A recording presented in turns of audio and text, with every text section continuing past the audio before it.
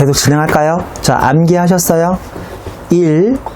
재화의 판매손익, 그 중에 양가로 1번 일반적인 판매손익. 시험이 별로 안 나와요. 너무 쉬워서. 양가로 2번에 할부 판매, 지금 배우고 있는 할부 판매.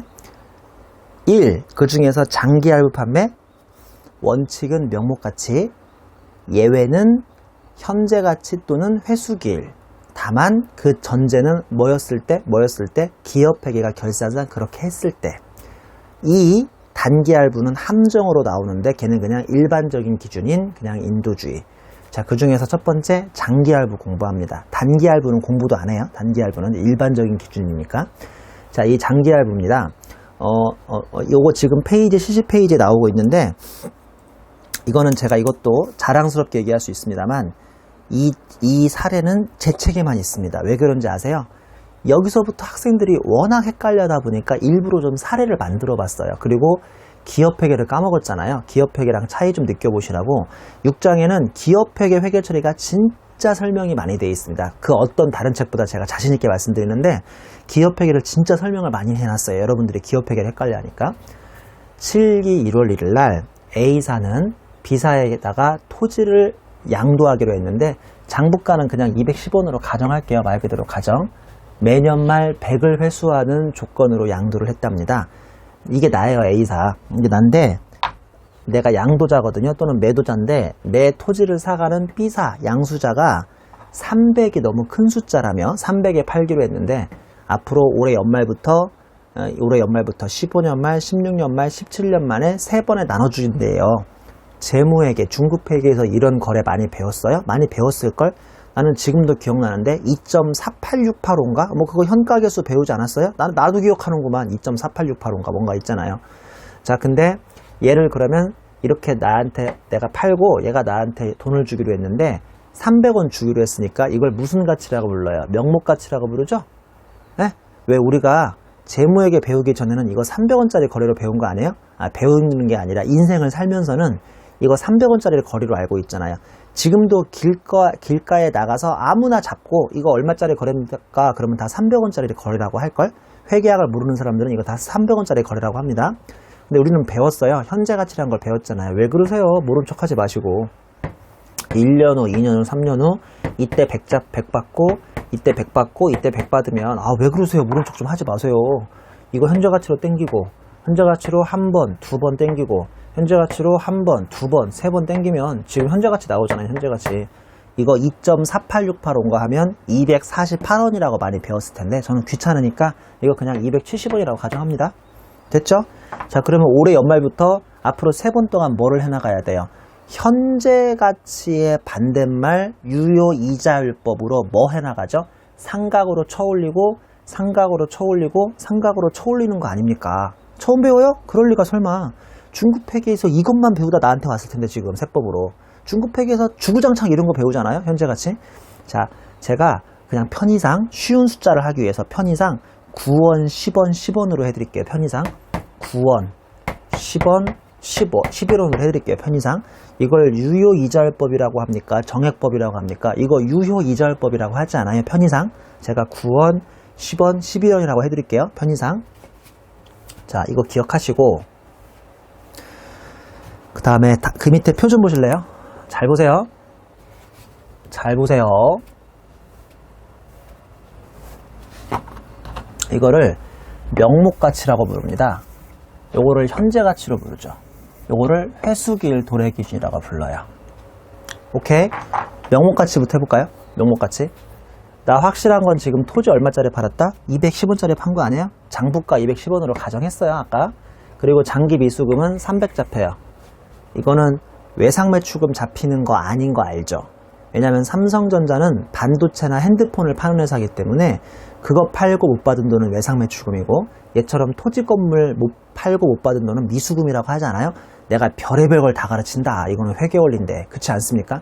그러면 처분이익이 90원 나와요. 여러분, 재무회계에서 이렇게 배웠어요? 안 배웠어요? 안 배웠죠? 재무회계에서는 1년 이상 장기면 무조건 무슨 평가입니까? 현재가치 평가 아니에요? 장기 미수금이 300원이 아니라 현재가치까지 이렇게 감안하면 결론적으로 얼마에 팔린 겁니까? 270원에 팔린 거잖아요. 어려우세요?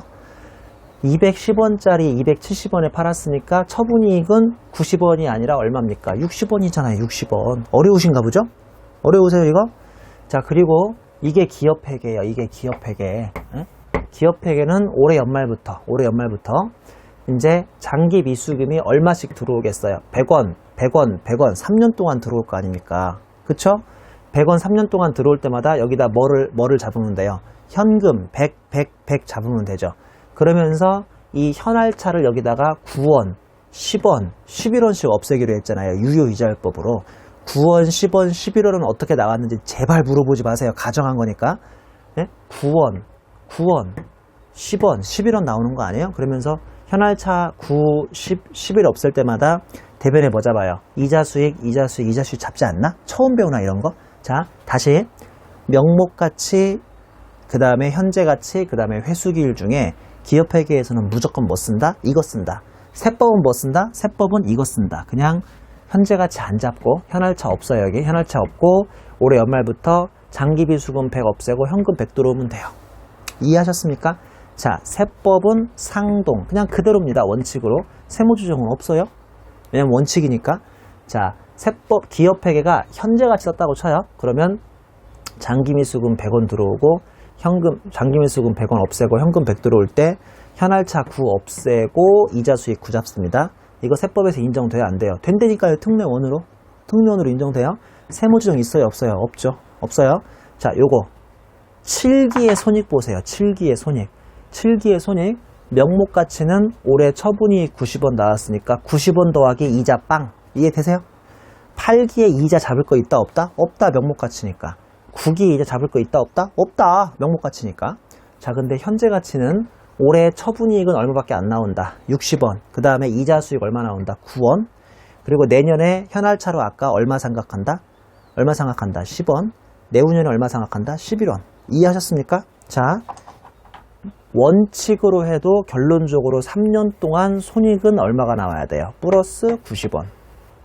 오케이? 특례원으로 하도 결론적으로 3년 동안 플러스 얼마 나와야 돼요? 90원. 당연한 거 아닌가?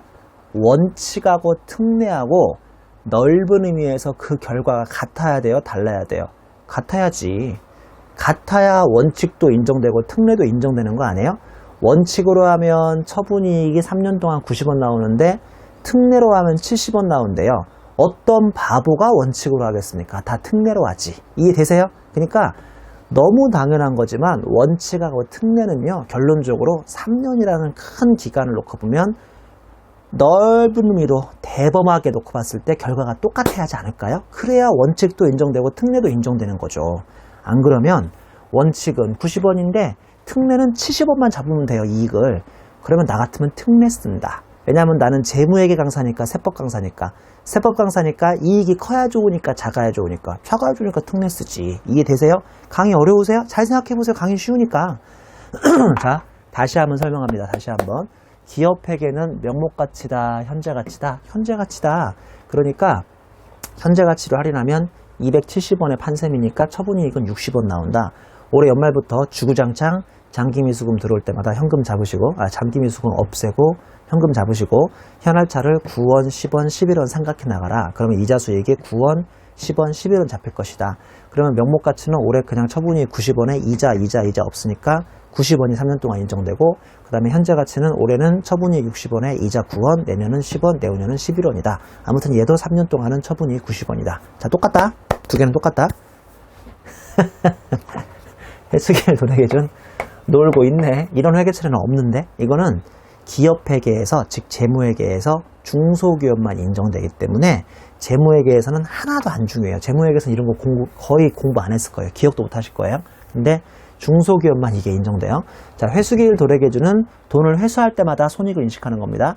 1월 1일 날 돈 회수한 거 있어요? 없어요? 없잖아요. 그냥 물건을 넘기기만 했잖아요. 토지를. 회계처리가 없어요.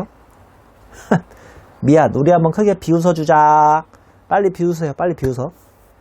진짜 신기하다. 이 회계처리는 올해 연말에 회수기일이 일단 100원이 왔어요. 그러면 현금 100원 들어오고 토지도 210원짜리를 앞으로 3년 동안 3분의 1, 3분의 1, 3분의 1씩 없애요. 그러면 처분이익도 얘는 한 번에 90원인데 얘는 3년 동안 30원, 30원, 30원이네요. 30원, 30원, 30원. 이해하셨습니까? 아마 이 회계 처리는 대단히 생소하실 겁니다. 다른 세법책에는 안 나와 있다니까. 이 표 자체가 다른 세법책에 없어요. 제가 여러분한테 이해를 좀 정확히 시키려고 일부러 심혈을 기울여서 만든 사례거든요.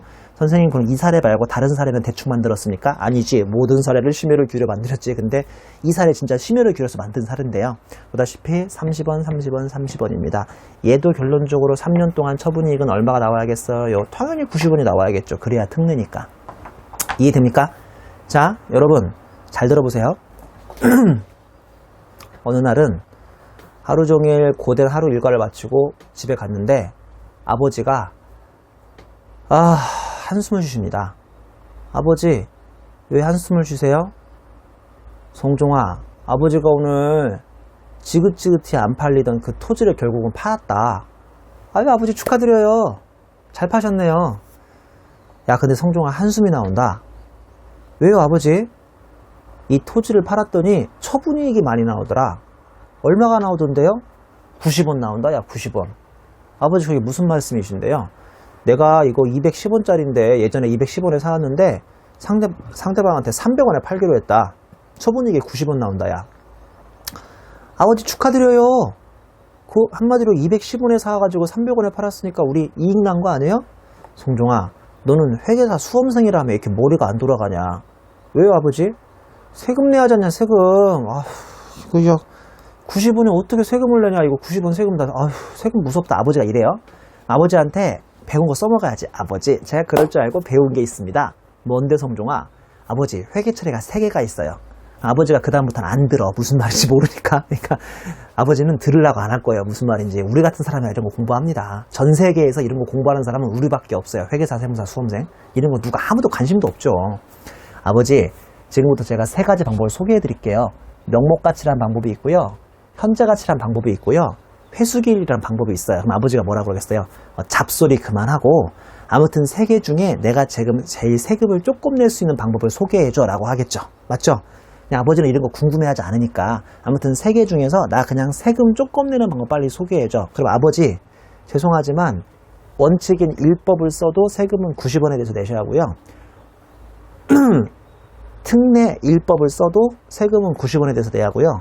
특례 2법을 써도 세금은 90원에 대해서 내야 하니까 아버지 마음대로 하세요 라고 하면 안 되는 거예요.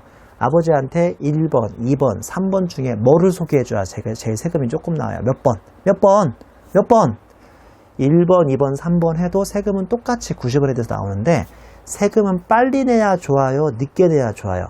뭐요? 빨리 내야 좋다고요? 뭔 세금을 빨리 내야 좋아요? 늦게 낼수록 좋지. 3가지 방법 중에 1, 2, 3년을 통틀면 다 90원의 세금을 내지만 그나마 지금 당장 세금 제일 조금 내는 방법이 몇 번입니까? 3번이잖아요. 30원이니까 그랬어요. 굿을 붙여놓은 거 아니야? 얘는 배드예요. 제일 세금을 지금 많이 내고요. 얘는 30, 30, 30 천천히 내요. 얘는 69, 10, 11 중간으로 됩니다. 그래서 3가지 방법 중에 제일 좋은 방법은 뭐죠? 회수기일 도래기준입니다. 자, 다시 우리 앞으로 가보세요. 69페이지 주 2번 보세요. 이제 주 2번이 무슨 말인지 아시겠습니까? 69페이지 주 2번. 중소기업은 기업회계 결산상 방법과 관계없이 회수기일 도래 기준으로 신고 조정이 가능합니다. 아직도 모르겠죠? 자, 우리 앞에서 뭐라고 배웠어요? 특례를 쓰시려면, 즉 현재가치나 회수기일 쓰시려면 누가 했어야만 인정이 되죠? 기업회계가 했어야만 인정이 돼요. 기업회계는 현재가치만 됩니까? 회수기일도 됩니까? 현재가치밖에 안 되죠. 중소기업이 아니란. 자, 근데 현실에서 중소기업도 회수기일 도래 기준을 기업회계에서 쓰게요, 안 쓰게요? 절대 안 쓴다? 내가 얘기했잖아요. 이 회수기일 도래 기준은 없다니까요. 이런 회계 처리 쓰는 사람을 본 적이 없어요. 자, 근데 이 3개 중에 가장 유리한 건 뭐다? 회수기일 도래 기준이다. 근데 회수기일 도래 기준을 세법에서 인정받으려면 누가 했어야만 인정받는다? 기업회계만 했어야만 인정받는다. 근데 주 2번에 의하면 심지어 중소기업이라면 기업회계에서 뭘로 했든지 세법에서 제일 유리한 회수기일 도래 기준으로 써줄 수 있다 없다? 있다. 어렵습니까? 다시 한번 좀 제발 이해하려고 노력하세요. 외우려고 하지 마시고 다시 나 지금 뭐 배우고 있습니까? 6장의 손익의 인속 규칙식이 언제를 배우고 있어요. 언제? 그 중에 1점 재화를 배우고 있죠. 그 중에 양가로 1번은 일반적인 재화 판매 손익인데 시험에 안 나와요. 너무 쉬우니까. 아니면 나와도 다 풀 수 있어요. 지금 양가로 1번에 할부를 배우고 있어요. 할부는 원칙은 죄송합니다. 장기 할부가 있고 단기 할부가 있는데 단기 할부는 함정으로만 나와요. 이건 아주 간단해서 일반적인 인도 기준이고요. 장기 할부에 다시 장기 할부의 1번 원칙은 명목가치, 특례 1번은 현재가치, 특례 2번은 회수기일 도래 기준이에요. 근데 특례 1번과 특례 2번을 쓰기 위해서는 반드시 전제가 있는데 누가 했어야만 인정된다고요? 결산상 했어야만 인정돼요. 근데 원칙과 특례 1, 특례 2 중에 일단 세금을 가장 조금 내는 방법은 뭐라고요? 특례 2? 그게 아니라 특례 2인데 특례 2는 회수기일 도래 기준인데요. 중소기업의 경우는 기업회계에서 회수기일 도래 기준을 쓸 수 있어요? 없어요? 있음에도 불구하고 안 쓴다니까요. 기업회계에서. 근데 세법에서는 중소기업이라면 기업회계에서 회수기일 도래 기준을 썼든 안 썼든 이 단서를 빼요. 이 단서를 빼서 기업회계가 썼든 안 썼든 중소기업이라면 제일 유리한 회수기일 도래 기준으로 세무 조정을 할 수 있게끔 특례를 준 겁니다. 특례에 또 특례가 나온 겁니다. 이거 상당히 시험에 요새 많이 건드니까 반드시 기억하도록 하세요. 아주 중요한 특례입니다. 자, 이번에는 70페이지 사례 2번입니다. 사례 2번. 사례 1에서 회사가 중소기업에 해당합니다. 자, 회사가 중소기업에 해당하면 기업회계에서 명목가치로 할게요? 현재가치로 할게요? 회수기일로 할게요? 다시 회사가 중소기업에 해당하면 기업회계에서 명목가치로 할게요? 현재가치로 할게요? 회수기일로 할게요? 회수기일 아닐걸? 현재가치로 했을걸 그래도? 중급회계에서 재무회계에서 즉 기업회계에서 말만 회수기일 도래 기준을 중소기업에 할 수 있다고는 배웠지만 현실은 안 그럴걸? 현실은 다 현재가치 했을 거예요. 자, 결산상 현재가치 인도기준으로 회계 처리했어요. 누가? 결산이 현재가치 인도기준으로 했는데 우리 회수기일 도래 기준으로 누가 하고 싶은 거예요. 누가? 회수기일 도래 기준으로 누가 하고 싶은 거예요. 누가 하고 싶은 거예요. 세법이요. 세법이. 할 수 있어요? 없어요?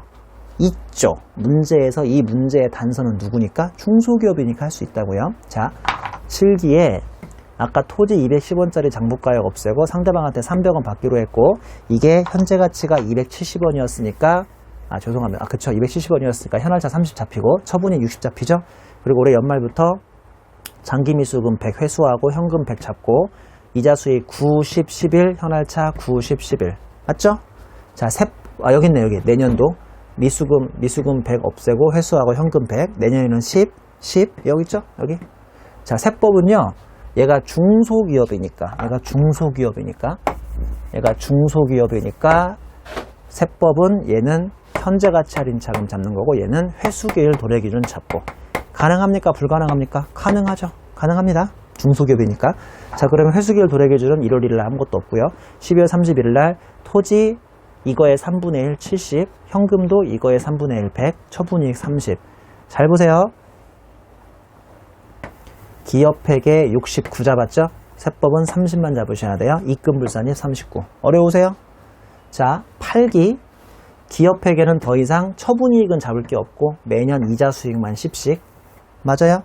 근데 세법은 회수기일 도래 기준 하기로 했으니까 현금 100 회수하고 토지 70 없애고 처분이익 30만 잡고 32나 잡고구나. 얘는 이자 수익 10밖에 안 잡았는데 얘는 30이나 잡고 그러니까 10이 아니라 30으로 와야 하니까 입금산입 20 오케이?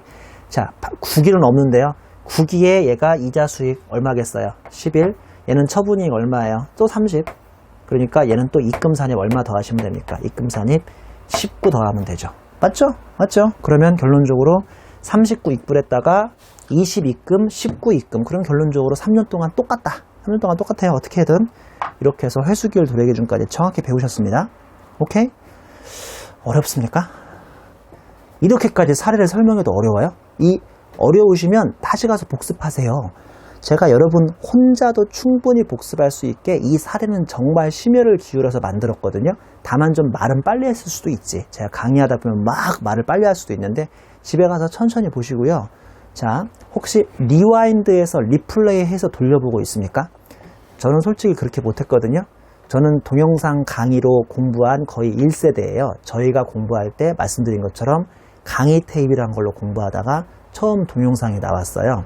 근데 공부할 때 알량난 자존심의 학생들이 있어요. 그리고 자기가 정해놓은 공부 스케줄이 있기 때문에 오늘은 오전 몇 시까지 몇 강을 듣고 딱 밥 먹고 와서 이제 도서관으로 돌아가서 뭐 공부해야겠다, 진도를 빼야겠다라는 자존심 때문에 어렵고 이해 안 되는 부분을 리와인드를 안 합니다. 아, 나만 그랬나? 나 안 했는데. 나는 그냥 무조건 강의를 막 돌려가지고 아, 내가 이해해봐야지 했는데 이해 안 되시면 과감히 리와인드, 리플레이 하세요. 그래서 몇 번까지라도 이해될 때까지라도 들으세요. 그래야 공부가 되는 거니까. 공부는 그냥 진도만 쭉쭉 뺀다고 되는 거 아니에요? 반드시 복습하시고 이해하시면서 따라오셔야 돼요. 자, 71페이지 주1에 회수기일 도래기준 적용 시 유의할 사항이라고 해서 제가 이거 2회도 붙여놨는데요. 좀 힘드시면 과감히 스킵하세요. 지금은 이거 공부 안 해도 괜찮으니까. 나는 근데 설명을 드릴게요. 회수기일 도래기준 적용 시 유의사항인데 동그라미 1번. 인도일 전에 미리 받은 할부금은 인도일 입금으로 본대요. 참 대단하신 분이네. 그러니까 이 펜을 내가 오늘 상대방한테 인도해 주기로 했는데 상대방은 어제 벌써 100원을 먼저 준 거예요. 300원 중에. 300원을 올해 연말 100원, 내년 연말 100원, 내후년 연말 100원 주기로 했는데 오늘 1월 2일 날 내가 인도했는데 그 전날 이미 100원을 받아버린 거예요. 내가. 참 정말 나는 운 좋구나. 상대방이 참 돈이 많은가 봐요. 그러면 이때는 별 수 없이 인도한 날로 처음 입금의 귀속 시기를 잡으세요. 예를 들어서 인도일 이전에 받은 할부금 100을 기업회계가 수익으로 계산하면 일단은 인도일 이전에는 익불하셔야 돼요. 천수금 받은 거니까 익불하시고 인도일 날 딱 되는 날 입금산입으로 100으로 반대 조정을 하시면 되겠습니다. 이런 건 거의 시험에 안 나옵니다. 나와봐야 매우 꼬아 나오는 2차에서나 나오지 1차에서는 거의 나온 적이 없어요. 동그라미 2번 인도일부터 폐업일까지 받았어요. 안타깝게 내가 폐업했나 보죠. 그러니까 이거를 내가 상대방한테 오늘 넘기고 올해 연말에 100, 내년 말 100, 내후년 연말에 100을 받기로 했는데 폐업해버렸어요. 뭐 한 2년 안에 폐업해버렸어요. 근데 오늘부터 폐업일까지 받은 것은 가로 열고 실제 회수 여부인 회수 기준에 관계없이 약정된 일자대로 회수기일 도래 기준을 적용합니다. 이런 의미에서 회수기일 도래 기준을 회수 약정일 기준이라고도 합니다. 즉 회수 기준하고 회수기일 도래 기준은 다르대요. 이게 지금 말장난이야 뭐야? 제가 지금까지 계속 세 가지 단어 암기하라고 그랬죠. 명목가치, 그 다음에 현재가치, 회수기일 세 가지 단어 암기하라고 그랬잖아요. 회수기일 도래 기준하고 실제 회수 기준은 다르대요. 아 이게 뭔 말장난이야. 여러분 잘 들어보세요. 올해 연말에 100 받기로 약정일 기준 약정돼 있죠. 내년 말에 100 받기로 약정돼 있죠. 내후년 말에도 100 받기로 약정돼 있어요. 근데 상대방이 돈이 없다면서 올해 연말에 90원 줬습니다. 90원. 그러면 회수 기일 도래 기준인 회수 약정일 오늘 기업회계에서 90밖에 안 잡았어도 세법은 무조건 얼마를 입금으로 잡아야죠? 100을 잡아야 돼요. 이거를 회수 기일이 왔다 해서 회수 기일 도래 기준 또는 회수 약정일이 왔다 해서 회수 약정일 기준이라고 하는 겁니다. 이해하시는 거죠? 그러니까 실제로 딱 1년 후에 90 받았는지 오히려 10을 더 받아서 110 받았는지는 중요하지 않아요. 회수 기일이 딱 왔으면 그날 100을 인식하면 되는 거니까 상당히 독특한 기준입니다. 뭐 이래독에서는 그렇게 중요하진 않고요. 그 다음에 동그라미 3번 폐업일 이후에 회수 약정을 도래한 것은 폐업일의 입금으로 봅니다. 그러니까 내가 올해 연말부터 100 받기로 하고 100만 받아버리고 폐업을 해버렸어요. 그러면 내년 말과 내후년 말에 받아야 할 100은 어쩔 수 없이 폐업한 날로 그냥 땡겨서 입금을 인식할 수밖에 없겠습니다. 주 2번 보시면 지금까지 배운 거에 대한 종합 정리가 나옵니다. 할부 판매에 대한 기업회계와 법인세 비교인데요. 양가로 1번 장기할부, 양가로 2번 단기할부예요. 자, 제가 장기할부를 지금 거의 1시간 이상 강의하고 있는데 여기에 필이 꽂혀버리면 대부분 학생들은 할부는 무조건 명목가치가 원칙이고 예외로 현재가치하고 회수기일이 인정되는구나 라고 오해하시는데 천만의 말씀 표에 양가로 2번부터 보자고요. 이게 더 쉬우니까 양가로 2번 보시면 단기 할부는 아예 그냥 인도 기준이라니까요. 명목가치 인도 기준. 그냥 오늘 이거 팔고 3년 동안 100원이 아니라 석 달 동안 100원이면 그 할부 기간이 채 1년이 안 되니까요. 할부 기간은 언제부터 언제라고 그랬죠?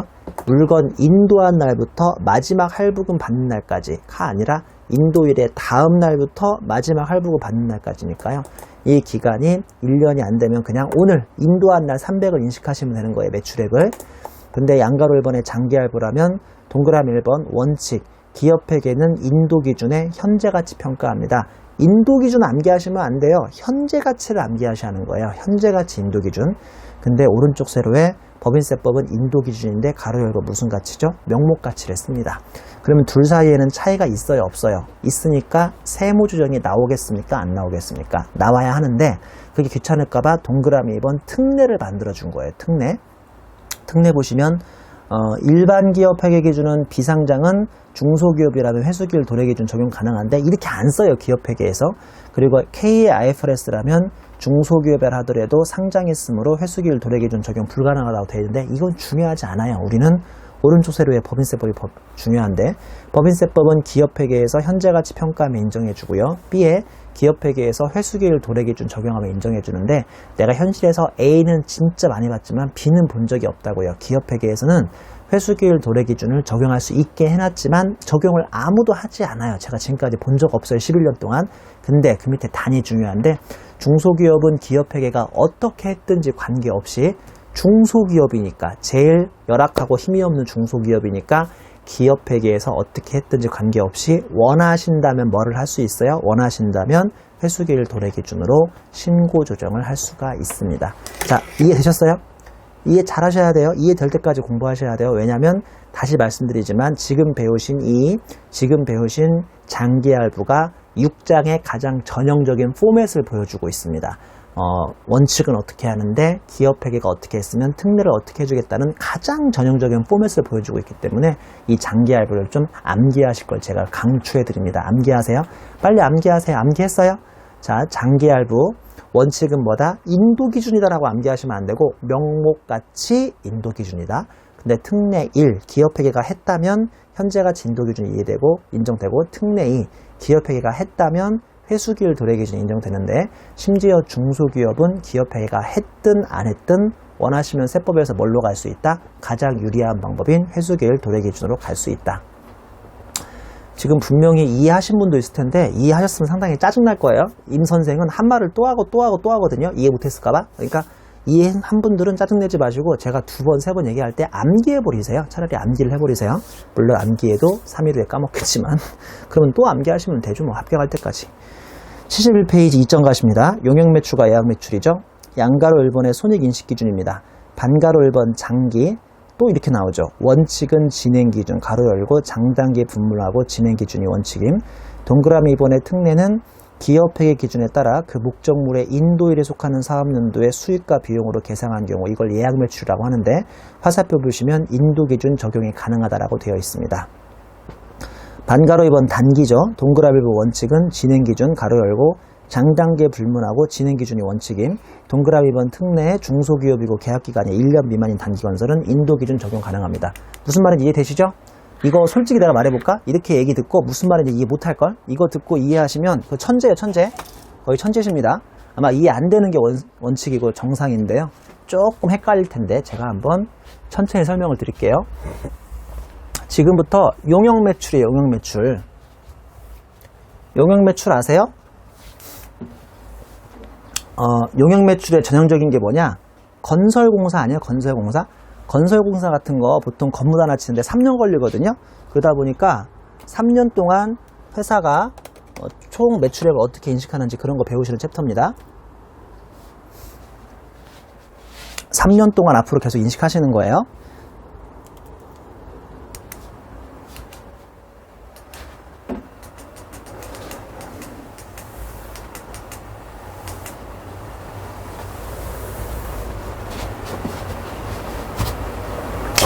일단은 그 건물을 장기로 짓는지 단기로 짓는지를 구분하셔야 하고 원칙은 무조건 진행기준이래요. 진행기준. 근데 단기도 마찬가지래요. 여기 써 있잖아요. 장단기 불문하고 장단기 불문하고 원칙은 진행 기준이래요. 용역은 진행 기준이에요? 진행 기준 어려우세요? 진행 기준 어렵냐고요? 잘 보세요.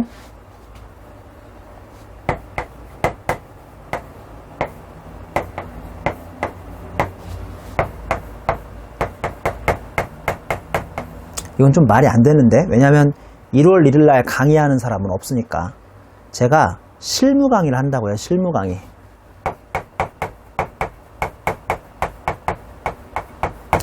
아침 9시부터 아침 9시부터 저녁 6시까지. 이렇게 하면 몇 시간 강의게요? 8시간 강의예요?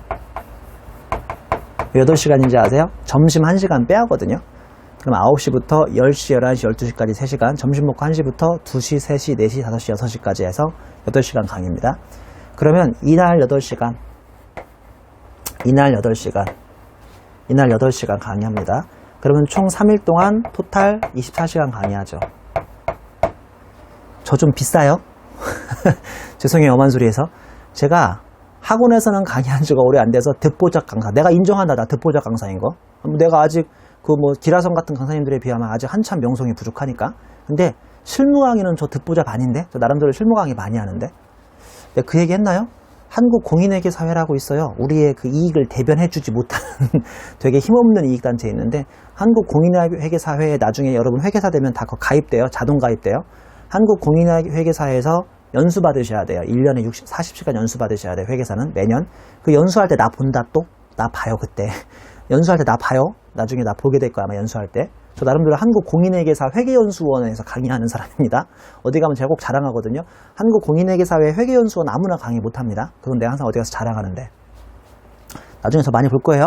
저 꼴사납다고 생각하지 마세요. 저도 한때는 개차반 수험생이었습니다. 여러분 열심히 공부하시고 열심히 좋은 사람, 훌륭한 사람 돼서 저보다 훨씬 훌륭한 사람 되세요. 솔직히 회계연수원에서 제가 강의한다고 자랑했지만 그렇다고 훌륭한 사람인 건 아니에요. 제가 훨씬 훌륭한 사람 되세요. 자, 제가 좀 비싸요. 실무에서. 제가 시간당 한 100만 원 받아요. 강의하면. 몰랐죠? 제가 한 시간에 시간당 한 100만 원 받는다고요. 강의하면. 일하고 할 줄 알았죠? 언젠가 그런 날이 오겠지. 지금은 한참 멀었지만 만약에 시간당 100만 원을 받는다고 쳐요. 언젠가 그런 날이 오겠죠 뭐. 그러면 이렇게 3일 동안 강의하면 나는 2,400만 원 받는 거 아닙니까? 맞죠? 근데 하필이면 요 사이에 2015년하고 2016년이 껴있어요. 자, 저는 2,400만 원을 한 번에 세금 내게요? 아니면 양년 동안 나눠서 내게요? 자, 답을 모르시겠어요? 그러면 제가 하는 강의가 제환지 용역인지부터 판단을 하셔야겠죠. 자, 강의가 제합니까? 용역입니까? 용역이죠? 그럼 요 표네, 용역표. 자, 이거 12월 30일부터 1월 1일까지면 장기입니까? 단기입니까? 어려우세요? 아니, 장단기도 몰라요. 장단기. 우리 기업회계사법에서 장기라면 몇 년이 넘어야 돼요? 1년이 넘어야죠? 이거 1년 넘어야 안 넘어요? 이거 너무 나가면 안 돼요. 이게 무슨 1년이 넘어요. 3일짜리지. 이거는 단기예요, 단기. 여기 2년이에요? 그렇게 공부했어, 지금까지? 에이, 이게 뭔 2년이요. 1년이지. 3일짜리인데. 이거는 당연히 단기입니다. 단기이기 때문에, 그냥 오늘이 어딨어? 토탈 3일, 이건 지우고. 오늘, 강의 끝나고 집에 가는 날, 오늘 2,400만 원을 인식해야지 라고 하시면 안 되는 거예요. 여기 써 있잖아요. 장단기 불문하고 무조건 진행 기준이래요. 그러니까 이렇게 하셔야 돼요. 자, 이날 2,400만 원 강사료를 총 몇 시간 강의해주고 24시간 강의해주고 8시간 강의했으니까 이날 집에 가면서 800만 원 인식. 이것도 2,400만 원 강사료에 총 24시간 중에 8시간 강의했으니까 800만 원 인식. 결론적으로 2015년에 얼마 인식해요? 1,600만 원 인식. 나의 매출액, 강의 매출액. 그 다음에 이날은 2,400만 원에 24시간 중에 8시간. 그러면 이날은 얼마 인식합니까? 800만 원 인식. 결론적으로 15년에 1,600만 원, 16년에 800만 원 인식해서 각각 그 해에 맞게 세금 내시면 됩니다. 어려우세요? 그래도 어려우세요? 이거를 진행 기준이라고 부른다고요. 표정들이 왜 그러세요? 진행 기준 처음 봐요? 그럴 리가 없지. 중급 회계에서 얼마나 많이 배웠는데. 자, 근데 잘 생각해 보세요. 제가 실제로 고작 3일 강의하는데 이게 뭐 12월 30, 31일, 1월 1일에 양년도에 걸쳐 있다고 설마 진짜 이렇게 진행 기준을 FM대로 해서 15년에 1600, 16년에 800 잡겠어요? 안 잡지. 안 잡죠. 왜냐면 저는 아직 강의 수입이, 특히 학원 강의 수입이 많지도 않고 제가 뭐 삼성전자처럼 대기업도 아니고. 어려우세요? 그렇잖아요. 뭐 나 같은 피라미 강사까지 이걸 무슨 뭐 FM대로 뭐 24분의 8 놀고 있네 이렇게 하겠습니까? 안 하지. 그게 여기 있네. 여기 있죠? 특례 중소기업. 나는 규모가 작으니까요. 내가 삼성전자가 아니라니까요. 중소기업이고 계약기간이 1년 미만입니다. 자, 여기서 여기까지 1년이 넘어요? 안 넘어요? 이게 뭔 1년이요? 3일밖에 안 되지. 그러면 이런 단기예요. 잘 기억하셔야 돼요. 중소기업이에요. 하찮아요. 회계처리가 하찮다고요. 중소기업이고 1년도 안 돼요. 아예 무슨 진행 기준이야. 엄한 소리지. 이러면 그냥 완성 기준 하시면 됩니다. 완성 기준. 자, 이 강의는 며칠 날 완성이 돼요? 이 강의는 며칠 날 완성이 되냐고요? 내년 1월 1일 날 완성되잖아요. 그냥 이날 귀찮으니까 한 번에 무슨 1600, 800이야. 이날 귀찮으니까 한 번에 에라 모르겠다. 2,400만원 강사로 여기 있구나라고 해서 이해에 한 번에 세금 내시면 돼요. 어려우세요? 어려우세요? 다시. 자, 장기이면 무조건 진행기준, 단기여도 원래는 진행기준, 하지만 특례로 중소기업, 내가 삼성전자도 아니고 1년 미만이니까 그냥 인도기준 또는 완성기준.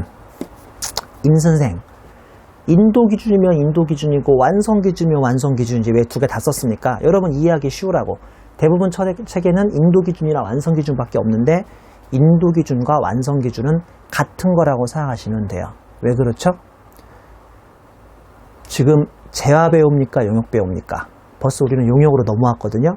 자, 용역에서는 인도라는 게 있어요? 없어요? 없어요?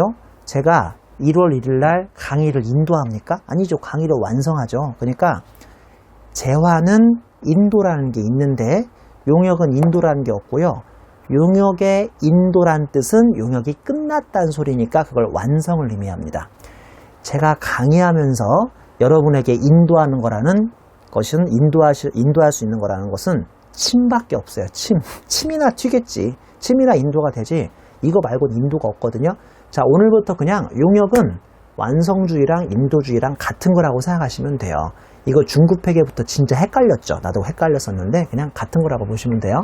자, 그러면 이것만 내가 강의하면 되겠네. 이것만. 이게 뭔지. 기업회계 기준에 따라 그 목적물의 인도일에 속하는 사업연도의 수익과 비용으로 계상한 경우 이거를 예약매출이라고 불러요. 나 이것도 옛날에 몰랐다. 이거 진짜 몰랐는데 여러분도 모를걸? 자, 이걸 용역매출이라고 부릅니다. 이게 용역매출이라면 예약매출은 용역매출의 밖에 있나요? 넓게 포괄하고 있나요? 그 안에 있나요? 그 안에 있는 거 아시죠? 나 이거 몰랐다 진짜. 몰라? 여러분 모르는 사람 많을걸 이거? 네? 무슨 말인지 알아요? 용역매출이 이렇게 있으면 그 안에 부분집합에 예약매출이라는 게 있습니다. 이게 뭔지 모르죠? 용역매출은 광범위해요. 제가 여러분한테 강의하는 것도 용역이고요. 은행이 여러분들한테 ATM 기계에서 수수료 뽑아가는 것도 용역이고요. 그 다음에 왜 학생들은 뭘로 설명할까? 독서실 주인 아저씨가 여러분한테 돈 받아가는 거 용역이고요. 또 학교에서 공부하는 친구들은 복사실에서 복사해주면 여러분들 아저씨가 여러분한테 복사 용역을 제공하는 거거든요. 용역의 범위는 아주 광범위합니다. 근데 그 안에 예약 매출이 있는 거예요. 예약 매출이 뭐냐면 딱 이렇게 생각하시면 돼요. 건설도 용역이거든요. 그 중에서 아파트 건설이 바로 예약 매출입니다. 오늘 진짜 저한테 지금 중급회계 많이 배우는 거거든요. 이거 다 중급회계에서 배웠었어야 돼요. 중급회계에서 배웠어요? 안 배웠어요? 대답 좀 해보세요. 중급회계에서 예약 매출 배웠냐고요? 안 배웠냐고요? 자신 없어요? 배웠겠지. 근데 다 까먹었겠지. 그쵸? 예약 매출은 예약돼 있어요. 뭐가 예약돼 있을까요? 뭐가 예약돼 있을까요? 뭐가 예약되기는 주인장이 다 예약돼 있지. 한마디로 아파트 분양건설이라고 생각하면 돼요. 분양공사. 갈수록 힘들어져요? 어디선가 들어봤는데 갈수록 힘들어져요? 그래도 나한테 다시 배우는 게 나을걸? 이거 다 중급회계에서 배웠는데 저한테 다시 한번 배워보세요. 나는 옛날에 이것도 몰랐는데 우리나라 아파트, 새로운 아파트는 돈만 있으면 사는 줄 알았다? 물론 돈만 있으면 사지. 근데 아파트는 원래 분양이란 걸 해요. 분양. 아파트 짓는데 한 2, 3년 걸리는 거 아세요? 그럼 2015년에는 건설사가 땅만 사나요? 땅만. 이렇게 땅만 사나요? 땅만 사놓고 여기에다가 청약을 받아요. 청약. 청약이라는 걸 받아요. 저기요. 여기 땅 보이세요? 보이지 왜? 여기 위에 아파트 20층짜리 보이세요? 그건 안 보이는데 저기요. 착한 사람한테는 보여요. 이 아파트 지금부터 제가 공사를 시작해서 공사를 시작해가지고 한 2년 후에 완공되거든요. 완공 또는 준공이라고 하지. 준공되면 여기에 지금 10개 동이 생겨요. 10개 동. 이렇게 보이세요? 안 보여요? 10개 동 생기는데 10개 동. 이거 그래서 왜 분양 모델하우스 가면 이렇게 막 조형물로 막 이렇게 모델로 모형으로 막 해놓잖아요. 샘플로. 여기 보이세요? 여기 101동인데요. 여기 101동 혹시 102호 사실 분 있어요? 102호 사실 분 있어요? 201호 사실 분 있어요? 202호 사실 분 있어요? 라고 해서 어떻게 보면 건설사가 사기치는 거다? 그러니까 맨 땅만 사놓고 지들이 여기에 2년 후, 3년 후에 아파트가 들어오니까 지금부터 관심 있는 분들은 101동 101호에 투자하세요. 101동 102호에 투자해서라고 해서 뭐부터 받게 해요? 계약금부터 받잖아요. 계약금 받으면 계약금이 막 들어와요. 근데 그것도 청약을 하고 당첨이 돼야 돼요. 당첨이. 그래서 막 계약금 들어오면 그 계약금으로 건물 짓기 시작한다. 그래서 건물을 막 짓다 보면요.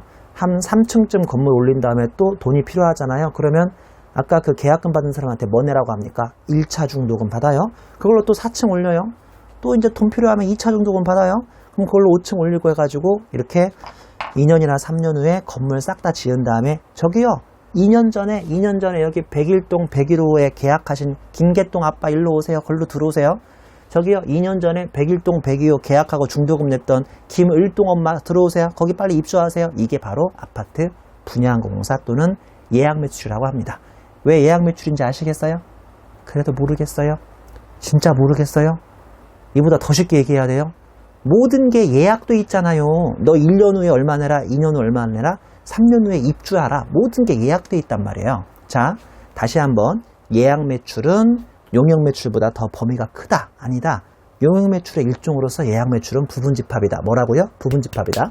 자, 예약 매출은 내가 2년 전에 계약금 냈고 오늘 중도금 냈고 나중에 잔금 내고 들어가니까 건설사 입장에서는 마치 돈 싹 다 받고 뭐 파는 거나 마찬가지다. 물건 파는 거나 마찬가지다. 어려우세요? 제 말이 억지 같아요? 그래서 일반적으로 예약 매출은 기업회계든 세법이든 재화거래로 보는 성격도 약간 있습니다. 미리 돈을 싹 받고 준비된 예약된 고객한테 아파트라는 눈에 보이는 재화를 넘긴다 이거예요. 이해하셨어요? 자, 기업회계 기준에 따라서 목적물의 인도일 3년 후에 완공되고 입주된 날 이 속하는 사업연도의 수익과 비용으로 이렇게 계상한 예약 매출은 세법도 어쩔 수 없이 기업회계의 인도 기준을 따라갑니다. 힘들다. 왜냐하면 제가 여러분 외우실까봐 이거 이해시키느라고 이 쉬운 표는 아니지. 이 간단한 표를 10분, 20분 동안 진짜 자세히 설명하고 있거든요. 그러다 보니까 저는 좀 힘들어요. 여러분은 이 쉽게 하셔야 돼요. 네? 정말 제가 자세히 설명한 거거든요. 귀찮으세요? 짜증나세요? 외우세요. 외우면 되니까. 외우세요. 근데 그냥 외우시면 안 되고 제가 말한 거 머릿속에 떠올리면서 이해하시면서 외우셔야 돼요. 자, 한번 외워볼까요? 지금은 우리 예약 매출, 용역 매출 배웁니다. 용역 매출의 안에 예약 매출이 들어가 있는데요. 일단은 현혹되지 마세요. 현혹되지 마시고 장기 1년 넘어가든 1년 안에 있든 무조건 진행 기준이에요. 근데 임 선생처럼 삼성전자급도 아닌 중소기업이고요. 강의가 3일 안에 끝나는 중소기업이고 이게 단기입니다. 중소기업이고 단기이면 뭔 놈의 진행 기준이요. 짜증나게 그냥 인도 기준이지 또는 완성 기준이지 두 개는 같은 날이라고요. 강의가 완성되고 내 침이 인도되는 날이라고요. 이해하셨어요? 장기이면 진행 기준인데 예외가 아주 중요한 예외가 있는데 이거를 예약 매출이라고 부릅니다. 예약 매출은 용역 매출 안에 들어와 있는 것으로서 일종의 아파트 분양 공사입니다. 3년 전에 계약금 내고 나 청약해가지고 내가 3년 후 준공되면 101동 102호에 들어가도록 모두 예약되어 있기 때문에 이거는 마치 재화를 사고 파는 것 같아서 인도 기준, 완성 기준을 하고 있습니다. 어려우세요? 자, 마지막으로 장단기를 불문하고 무조건 인도 기준을 적용해야만 하는 강제 규정이죠. 강제 규정. 선택 규정이 아니라고요. 1. 기장불비로 진행률을 알 수 없어요. 진행률을 알 수 없는 게 뭔지 알죠? 제가 24시간분의 8시간, 24분의 8시간을 다 기장, 장부를 기입해서 분모분의 분조를 해야 하는 건데 기장을 안 했다 보니까 분모분의 분자를 알 수 없습니다. 그러면 진행률을 할 수 있을까요? 없을까요? 없죠. 없어요. 그러면 3년 후에 공사가 끝날 때, 아니 3일 후에 강의가 끝날 때, 3일 후에 강의가 끝날 때 한 번에 진행률 잡을 수 없으니까 인도기준 잡으셔야 하고요. 동그라미 2번은 그냥 예외적으로 한 줄만 기억하시면 되는데 배당소득공제를 적용받을 수 있는 법인 중에서 K-IFRS를 적용하는 법인이 수행하는 예약매출의 경우라는 게 있는데요. 뭔지 구체적으로 굳이 아실 필요 없고요. 배당소득공제를 적용받을 수 있는 법인 중에서 K-IFRS를 적용받을 수 있는 법인이 수행하는 예약매출의 경우도 무조건 인도기준을 할 수 있게 되어 있습니다. 자, 그 밑에 주에 보시면 용역제공 예약매출에 대한 기업회계와 법인세 비교인데요. 가운데 세로 기업회계는 비상장 중소기업이고 단기건설이라면 인도기준 가능하고요. 그 가운데 세로 K-IFRS는 예약매출만 인도기준이 가능합니다.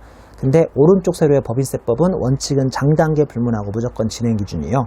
특례 보시면 중소기업이고 계약기간이 1년 미만일 때는 인도기준을 적용 가능한 거예요. 이거는 무조건 해야 한다는 게 아니에요. 이거는 원하시면 하는 거예요. 원하시면 하는 거. 이건 원하시면 하는 건데 그 밑에 B에 보시면 기업회계 기준에 따라서 목적물의 인도일에 속하는 사업연도의 수익과 비용으로 계상한 예약매출도 이것도 인도기준이 가능합니다. 자, 이 두 개의 특례는 인도기준을 할 수 있는, 선택할 수 있는 가능한 규정이고요. 가능한 규정. 이건 선택할 수 있는 규정인데 이 밑에 있는 두 개는 선택하는 규정이 아니라 무조건 해야 하는 강제 규정입니다. 이거 가지고 말장난 많이 치거든요. 할 수 있다와 해야 한다는 다른 거예요. 이 두 개는 할 수 있는 거고 이거는 해야 하는 규정이니까 이거는 선택 규정과 강제 규정까지도 반드시 기억해 보시기 바랍니다. 끝으로 코표시 보시면 예약매출 중 재화부담 약정이라고 해서 코표시 보시면 분양계약 체결, 분양계약 다 설명했죠 뭔지. 분양계약 체결 중 거래 성격을 예약매출로 보나 미분양분은 거래 성격을 부동산 매매로 보기 때문에 법인세법과 기업회계 모두에게 인도기준, 내 물건을 인도한다, 100일로 인도한다, 102호 인도한다 해서 인도기준으로 귀속시기를 판단한다라고 되어 있습니다. 자, 계속해서 진행률 산정하는 방법을 배워볼게요.